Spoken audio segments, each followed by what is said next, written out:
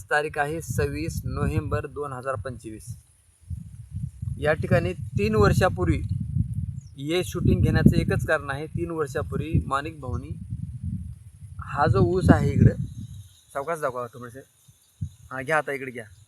हा जो ऊस आहे या ऊसाला 3 वर्षापूर्वी ग्रीन प्लॅनेटचं 2 वर्षापूर्वी 3 वर्षापूर्वी 3 वर्षापूर्वी ग्रीन प्लॅनेट कंपनीचं हे भूमी पॉवर वापरलं होतं आणि गेल्या वर्षी वापराय नाही वापरलं त्यावेळेस काय रिझल्ट होता? चांगला होता. त्यावेळेस ऊस चांगला मोठा होता. ऊसाची जाडी चांगली होती आणि किती 2 फुटाच्या वरी हे होतं, कांडे कांडे होते. ह्या वर्षी 4 इंच बी नाही आहे. यावर्षी त्यांनी प्रोडक्ट वापराय नाही तर त्याच्यामुळे कांड्याची लांबी कमी झाली. वाढ पण नाही, जाडी पण नाही वाढली आणि जाड पण नाही आणि वाढ पण नाही.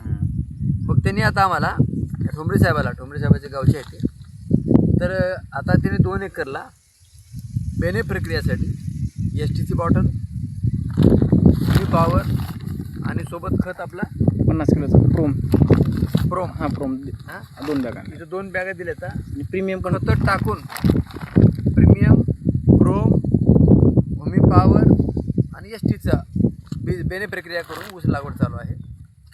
आता यावर्षी ऊस कसा आहे ते आपण बघू.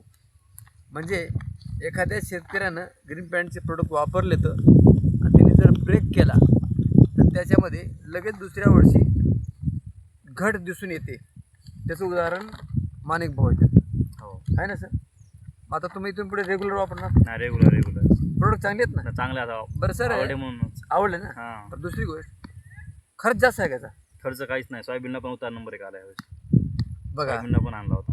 सोयाबीनचा विचार नाही, पण सोयाबीनला पण वापरले त्यांनी.